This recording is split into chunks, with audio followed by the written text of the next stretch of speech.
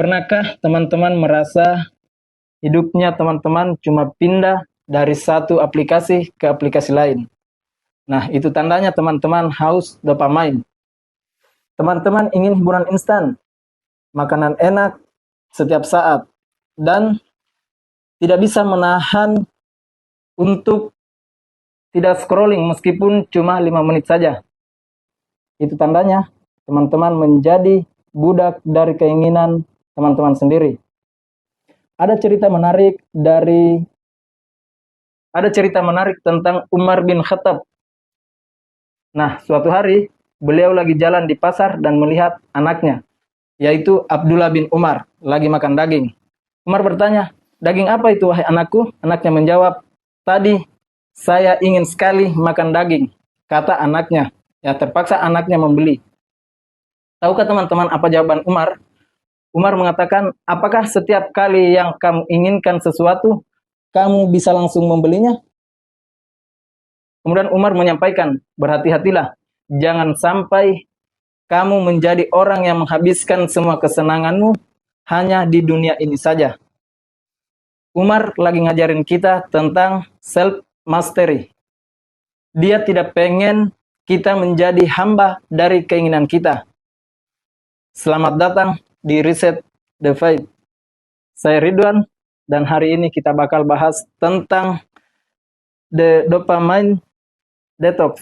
Kita bakal bongkar kenapa, apa rahasia puasa bukan cuma soal menahan lapar saja, tapi bagaimana cara paling ampuh buat kita bisa menjadi bos atas diri kita sendiri dan menginstal ulang kebahagiaan kita. Reset the fight, stay deep, stay reset.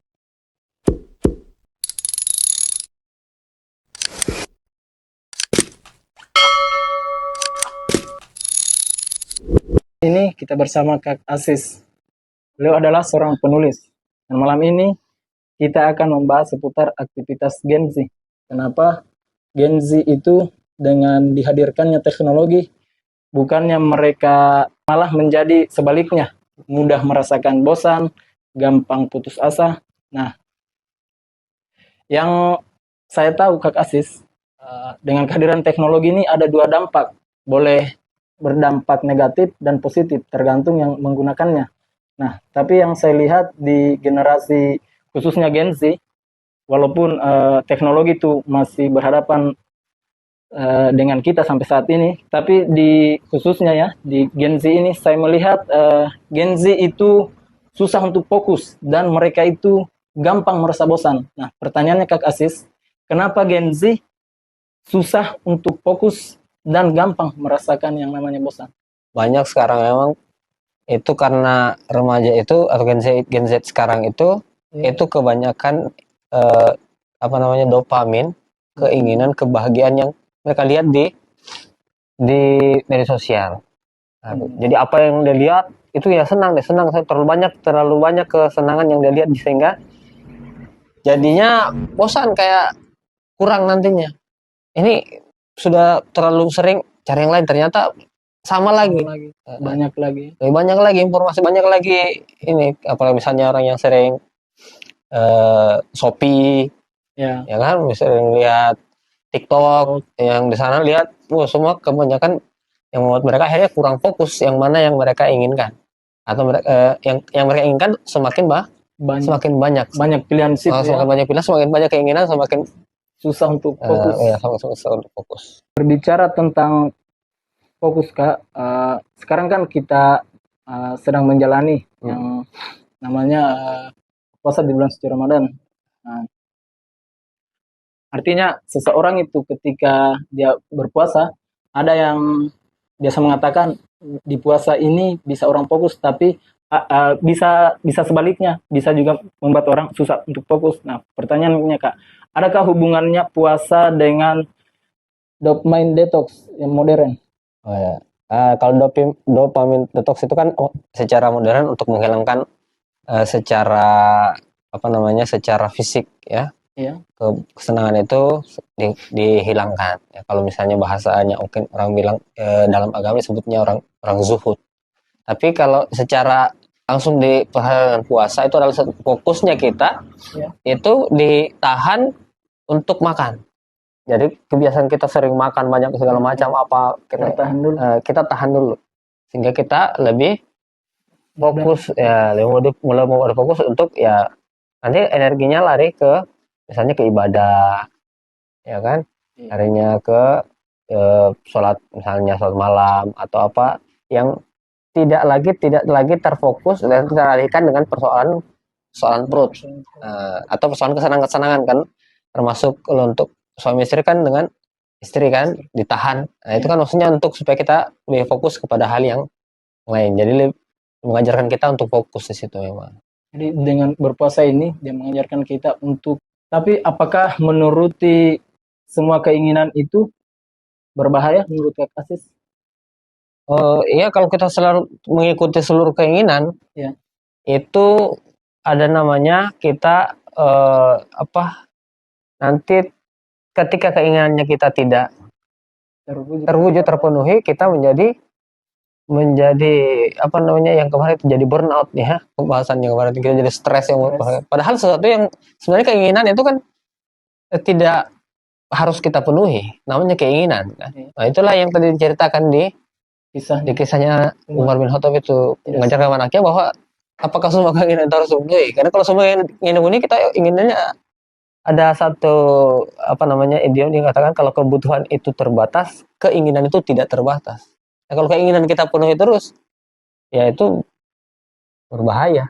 Saya kasus-kasus yang banyak terjadi kan, misalnya ingin punya iPhone, sampai kemudian dia harus ini segala macam dilakukan, segala cara dilakukan. Ada kasus sampai dia membunuh orang saking tidak itu kan karena keinginannya yang terlalu ingin dituruti, atau terlalu sering keinginannya dituruti. Ketika keinginannya tidak ya ibaratnya manja, jadi manja nantinya kan.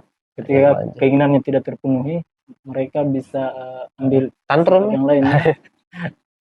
Berarti untuk pemenuhan keinginannya kita itu harus dibatasi ya. Tidak semuanya apa yang kita inginkan harus dipenuhi. Berbicara tadi tentang puasa, Kak. Kenapa puasa disebut sebagai riset bagi sistem nafsu manusia? Oh iya, itu kan kita biasanya di 11 bulan sebelum Ramadan semuanya kan kita mau makan. Iya. Ya kan? Mau makan, lapar, ya makan. Ya kan? Nara batasan. Mau minum. Nah, di bulan puasa kita di riset kita punya keinginan, kita mau makan, lapar kan, mau makan. Iya. Semua orang lapar lah mau makan, tapi kita disuruh tahan dulu. Ya, itu apa namanya? Di puasa kita diajarkan seperti itu. Karena selama bulan kita mau ingin makan, minum, mau apa saja, langsung makan saja. Ya. Nah, di bulan puasa kita diajarkan untuk menahan keinginan itu. Berpuasa kan artinya kita menahan diri. Nah, bagaimana filosofi menahan diri di era modern yang instan ini, yang dengan dihadirkan teknologi, artinya sudah instan lah, apa-apa yang Gen Z inginkan itu mudah mereka capai. Nah, pertanyaannya ini, filosofi menahan diri di era modern, bagaimana Kak? Oh ya, itu kan kalau di dalam diri kita itu kan kita punya punya hawa nafsu. Kita punya hawa nafsu. Dan itu kalau kita tidak bisa tahan, itu bisa berujung pada ya kesesatan. Artinya kita bisa salah langkah dalam mengambil ini kita punya nafsu, kita ikuti terus ke nafsu kita terus mengikutinya. Itu di tahan puasa itu untuk menahan hawa nafsu. Ya, hawa nafsu apa saja sebenarnya secara umum kan. Tapi kan yang dalam secara ibadah puasa yang kita disuruhkan hawa nafsu makan, minum, untuk suami istri. Nah, itu di situ kita diajarkan untuk menahan hawa nafsu itu. Yang secara umum banyak tersebar, hanya menahan secara fisik ya Kak Asis? Iya, betul. Bisakah puasa mengangkat fokus dan kreativitas? Oh, sangat bisa. Ya. Jadi banyak orang itu ini saja mungkin mental mindsetnya Orang biasa fokus puasa itu dia malah jadi sama tambah loyo, Loyo, iya. tambah tidak produktif, tambah misalnya rebahan saja terus kan. Jadi puasa jadi alasan itu untuk tidak untuk mager kan. Itu Untuk tidak padahal tidak, sebenarnya tidak begitu. Karena dalam sejarahnya Rasulullah dan para sahabat justru saat puasa mereka berperang. Banyak aktivitas di Iya. puasa itu ya. Justru berperang. Perang Badar itu dilaksanakan ketika puasa. Itu bulan Ramadan. Sehingga itu mengajarkan juga bahwa kita fokusnya itu kepada misi. Bukan kepada makan. Bukan kepada, ya kan? Iya. Ya mereka fokusnya misinya untuk berperang. Untuk masalah makanan ya karena lagi puasa. Strateginya kalau perang kan punya strategi kan. Sehingga mereka sesuai dengan perang itu betul-betul sesuai SOP Rasulullah kan. Sehingga apa? Perang Badar menang. Walaupun dalam kondisi puasa. Jadi tidak bisa jadikan alasan puasa malas, mager, tidak produktif gitu. Nah, jadi itu teman-teman, bahwa puasa itu sekalipun kita menahan diri secara fisik, tapi tidak menghalangi kita untuk bisa fokus dan berkreativitas ya Kak Asis. Bagaimana puasa itu bisa melatih kita bisa melatih kita berhenti addiction. Kecanduan. Addiction itu kan kecanduan. Ya, ini ya kaitannya dengan tadi keinginan. Kalau keinginan itu senantiasa dipenuhi, akhirnya nanti jadi candu, ya, jadi candu, ketergantungan. Jadi terlalu sering kan, terlalu sering kita lihat karena ada kemampuan, dia mampu beli ya. Lewat lagi misalnya orang suka tas, ya, scroll TikTok atau tas, beli lagi tas, canduan kan, ya sudah kecanduan. Nah disitulah kita diajarkan juga ketika di dalam Ramadan kita berpuasa itu untuk menahan itu sebenarnya, menahan kita punya keinginan tadi kan, sehingga candu itu bisa kita hilangkan juga. Karena memang kalau sudah jadi candu, yaitu orang yang mampu akan seperti itu, orang yang tidak mampu akan berbuat di luar nalar kan, kayak tadi itu cerita yang sampai membunuh itu kan. Iya. Karena sebenarnya karena memang tidak mampu sebenarnya kan. Berpuasa artinya kita menahan secara fisik. Bisa Kak Asis jelaskan perbedaannya tentang lapar fisik dan lapar jiwa? Bagaimana lapar fisik, bagaimana lapar jiwa? Kalau lapar fisik itu kan kita makan. Iya. Kalau lapar jiwa itu bisa kita hubungkan dengan apa yang kita harapkan itu sebagai bentuk validasi, keinginan untuk ditahu, dikenal, disayang, itu bentuknya semuanya lapar jiwa. Secara umum semuanya kan tidak ada masalah. Secara umum ya. Secara umum. Artinya kalau kita lapar fisik, ya memang itu sesuatu yang alami, ya kan? Itu namanya hajatul udhawiyah, kebutuhan jasmani. Nah, kalau kita lapar jiwa sebenarnya itu ada kaitannya dengan naluri warisatul baqo, mempertahankan diri. Hanya ini persoalannya kalau tadi dipenuhi secara berlebihan, akhirnya menjadi candu tadi, akhirnya mereka tidak bisa bedakan yang mana kebutuhan dan keinginan, ya.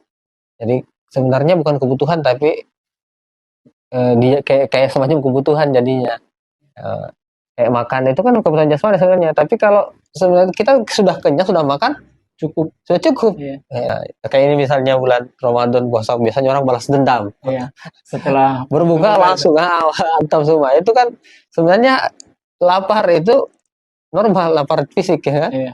Tapi ketika dipenuhi tanpa aturan, tanpa rem, ya maka bisa bermasalah. Nah, disitulah puasa kita diajarkan untuk itu. Bisa kita mengerem. Jadi puasa itu kayak rem untuk kita bisa menahan keinginan-keinginan kita, baik lapar secara fisik maupun secara jiwa. Adakah tips bagaimana kita bisa tetap produktif saat kita berpuasa? Karena saya lihat apalagi di era sekarang kan banyak orang berpuasa seperti yang kita katakan tadi, mereka menjadikan puasa ini sebagai alasan tidak mau beraktivitas, tidak produktif lah. Siapa tahu ada tips Kak Asis Jadi biar kita produktif. puasanya yang harus berarti maksudnya puasanya itu dipahami secara lengkap. Artinya puasa bukan saja sekedar menahan lapar dan haus atau hal-hal yang membatalkan secara hukum secara hukum fikih lah begitu kan. Tapi Hanya sekedar menggugurkan kewajiban. iya, tapi maksudnya puasa juga berarti kita menahan sekedar ya menahan scroll, menahan HP, simpan HP kan. Menahan apa-apa yang bisa membuat kita tidak menahan tidur, misalnya kita ngantuk, tidur, kita tahan supaya tidak terlalu banyak tidur. Nah, itu sesuatu yang dilakukan supaya kita lebih produktif. Jadi kita menahan bukan saja hal-hal yang membatalkan dalam persoalan kayak pikir makan minum itu, tapi berusaha kita menahan HP, menahan untuk tidak main HP kan, menahan untuk tidak banyak tidur, ya. Sehingga kita bisa lebih produktif. Ya. Dan produktif itu sebenarnya tidak harus melulu berbentuk yang misalnya dia harus ini kayak menghasilkan uang begitu, kerja maksudnya ya apa saja kita bisa lakukan, termasuk kita bikin konten seperti ini kan kita bisa sebut sebagai bentuk produktivitas di bulan Ramadan. Ya, bentuk produktivitas ya bikin produksi sesuatu, berbuat sesuatu, beramal. Kita itu termasuk kita sudah produktif. Ya kan, misalnya kita simpan HP, kita baca Quran.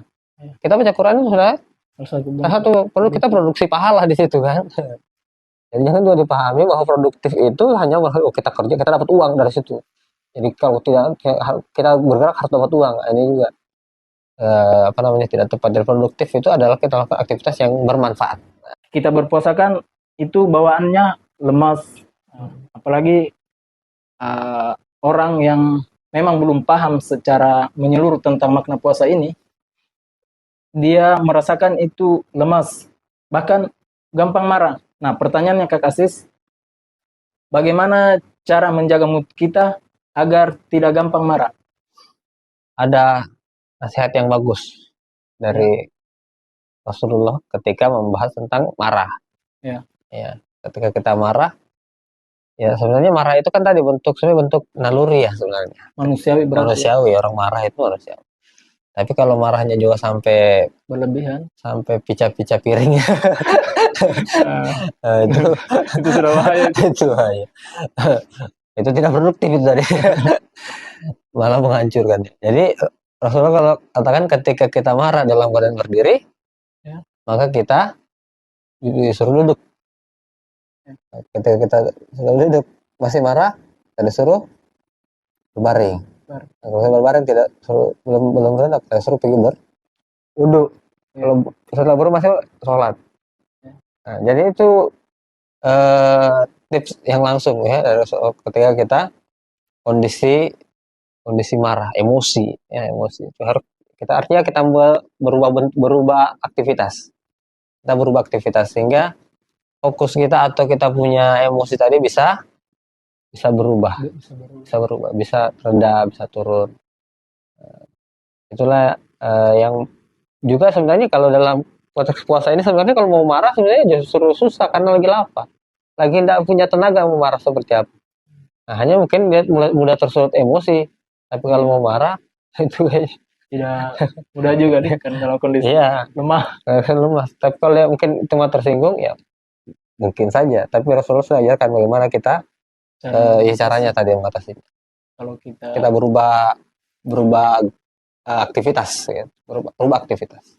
Tips-tips yang disampaikan Kak Asis tadi, bagaimana caranya agar kita bisa konsisten menerapkan nilai puasa di luar bulan suci Ramadan? Oh iya, itu memang PR kita semua, ya.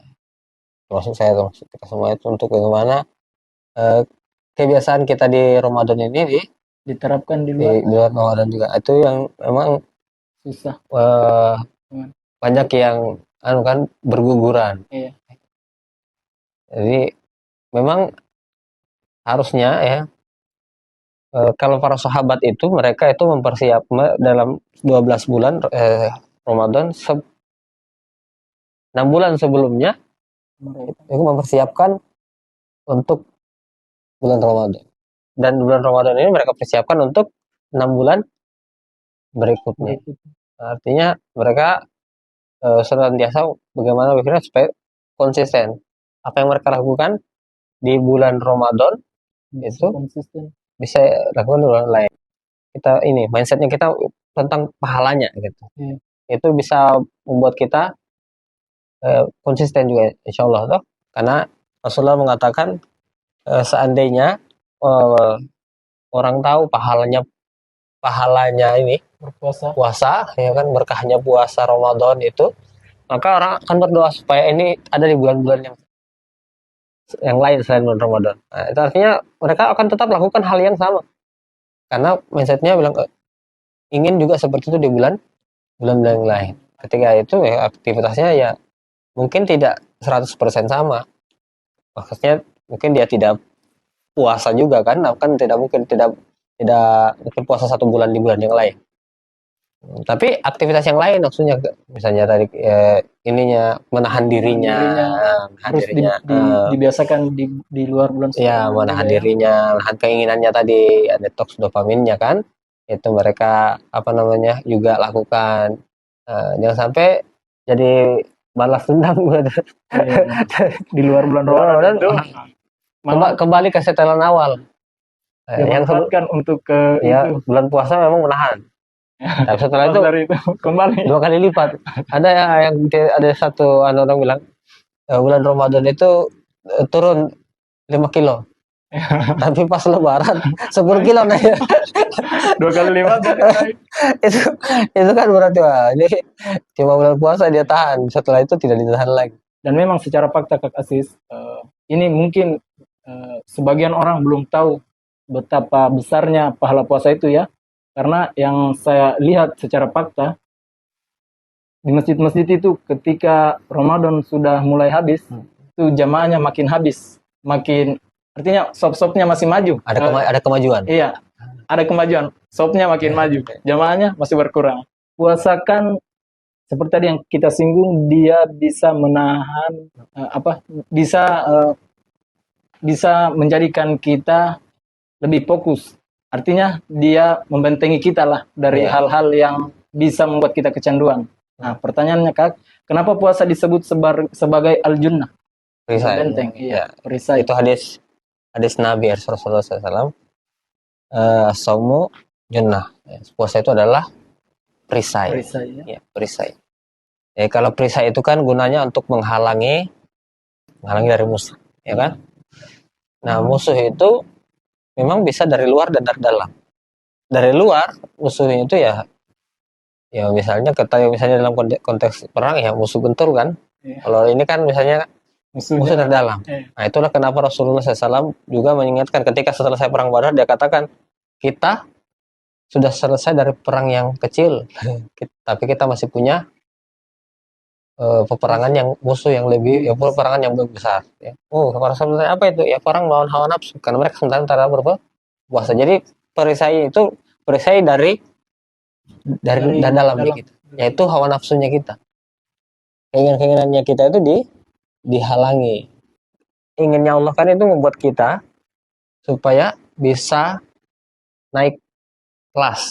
Maksud kita jadi naik kelas dari tingkatan yang lebih tinggi kan. Sebagaimana misalnya menahannya hawa nafsunya Nabi Yusuf alaihissalam ketika digoda, ya kan dia tahan.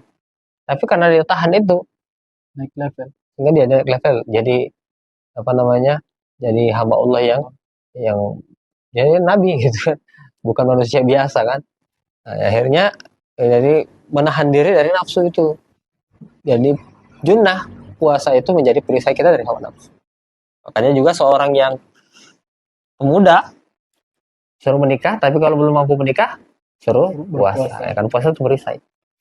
Sehingga dia lebih fokus untuk ibadah, tidak terfokus untuk hal-hal itu hawa nafsunya kan, keinginannya tadi. Nah, satu pesan buat yang sulit berubah Kak Asis. Ya, jadi untuk teman-teman yang ingin berubah tapi masih susah ya. Ya perubahan itu tidak harus besar. Perubahan itu bisa dimulai dari Hal-hal kecil. hal-hal yang kecil. Ya misalnya tadi sudah kurangi scrolling Scroll. HP-nya, kurangi main HP-nya kan, kurangi Main buka gamenya. Shopee, kurangi buka Shopee, buka TikTok Shop. Itu semuanya kan bisa mengundang kita punya keinginan-keinginan. Yang sebenarnya memang itu dari ini rangsangan dari luar. Ketika itu sudah kita coba kurangi, maka akan mengurangi juga kita punya keinginan itu. Jadi perubahan kita mulai dari yang kecil-kecil saja, tidak harus yang besar-besar. Kalau kata orang itu, orang bijak mengatakan langkah 1000 dimulai dari langkah pertama. Jadi tidak harus langsung lompat. Iya. Ya kalau tangga juga begitu kan, tinggal naik ke tangga, kita harus naik tangga pertama. Jadi mulai yang kecil-kecil seperti itu, kita mulai kurangi kita punya scrolling time kan, kita mulai kurang kita punya keinginan-keinginan ya, keranjang-keranjang di Shopee itu dihapus-hapus semua kan. Sangat menggoda memang. Ya, Keranjang-keranjang. ya katanya itu bisa apa namanya membuat kita lebih apa namanya ini ya lebih berubah kan, lebih baik lagi sampai kemudian kita perubahannya bisa lebih besar. Jadi mulai dari yang kecil. Ya. Kalaupun kita scrolling, ya scrollinglah yang bermanfaat. Nah, baik. Ternyata kebebasan sejati itu bukan saat teman-teman bisa lakukan apa saja yang teman-teman mau. Tapi kebebasan sejati adalah saat teman-teman punya kekuatan buat katakan tidak pada hal-hal yang merusak diri teman-teman. Belajar dari kisah Umar bin Al-Khattab. Jangan biarkan keinginan teman-teman jadi tuan atas hidup teman-teman. Nah, buat teman-teman yang merasa hidupnya lagi berantakan dan bahkan tidak terkendali, coba deh teman-teman reset hawa nafsu teman-teman. Berhenti sejenak, tahan sedikit kesenangan instan teman-teman. Dan lihat bagaimana dunia teman-teman jauh lebih jernih di mata teman-teman. Nah, saya Ridwan, pamit dulu.